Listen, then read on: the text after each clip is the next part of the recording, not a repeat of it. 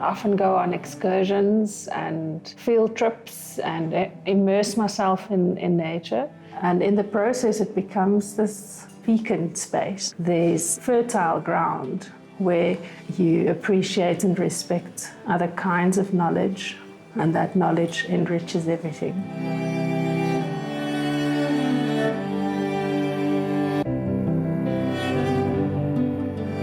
It really irks me to see stuff like lying around, especially natural waste. Material already has some kind of a memory of something else. Digging around archives and found objects, things that I like to work with, you get interesting invitations, and these things happen when you least expect it. The way that I build these interventions is quite deliberate. I make sure there are characteristics such as they can take part in walkabouts. There's an activation or participatory element where new audiences that might not ever have been in the arts actually have access to an experience that creates a space where new things are realized. The object that you see on the photographs in the end doesn't really show the process that the participant goes through.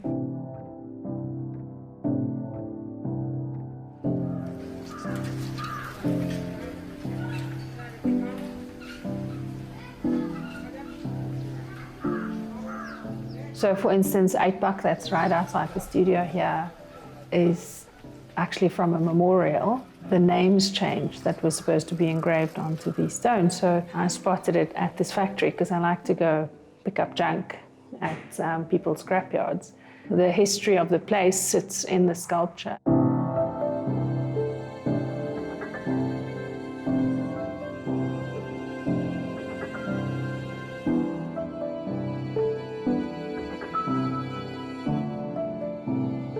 The same goes for the klipkopper at the Westcliff. I made 2 sets of stone heads, and the mining core that I collected from geologists were all unmarked or wasted. So those portraits were actually built from mining waste.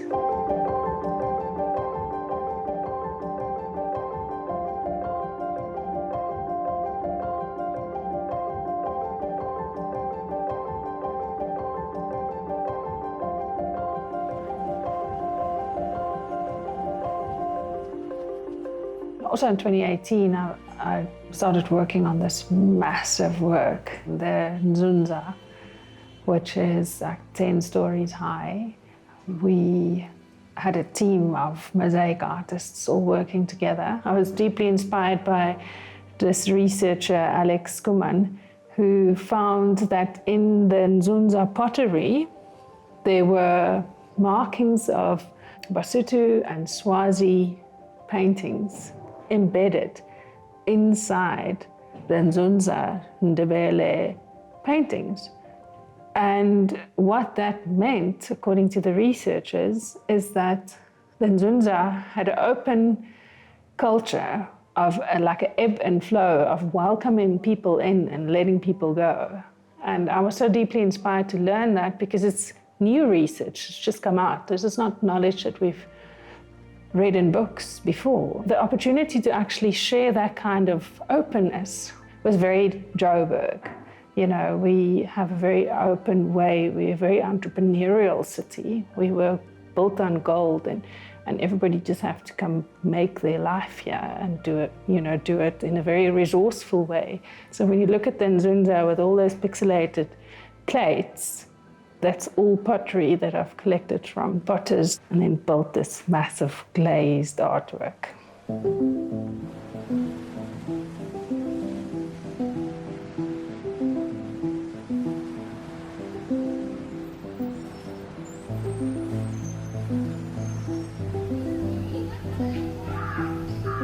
The whole Sandton Gate process was wonderful. I just had access to industry, which I haven't had access before.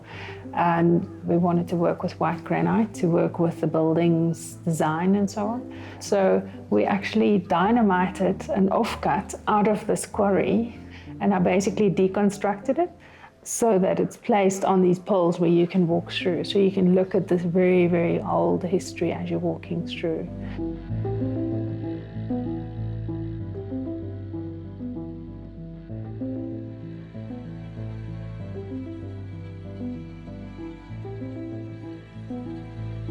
The other one is called Muse 2. It's a new technology that I've developed. It's a vertical garden system that holds a plant. And after I did the Nzunza in Braamfontein, I wanted to do a massive pixelated portrait, but that grows, that can actually cool the building down, and that can clear the air, clean the air.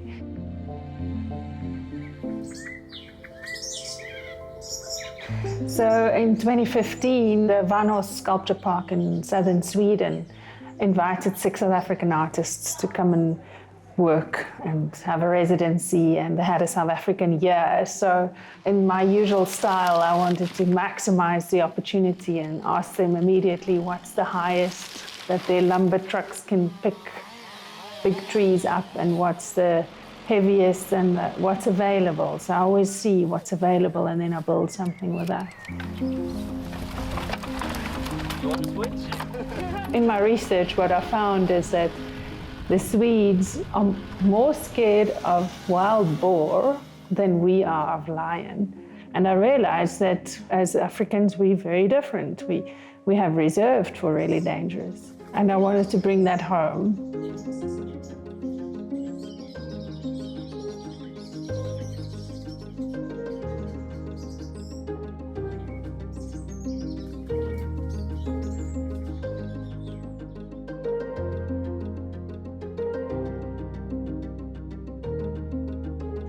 So in the past decade, making these works, I've learned to collaborate. I started working with Sally Archibald, who's a Savannah ecologist from Wits. She loves to figure out how ecology works within savannas.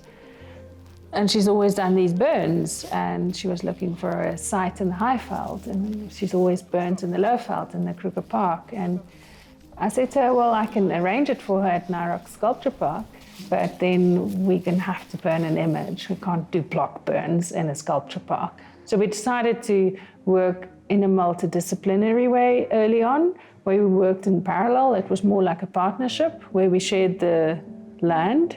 What was exciting about that process is how open we both have stayed to learn how the other art versus science works.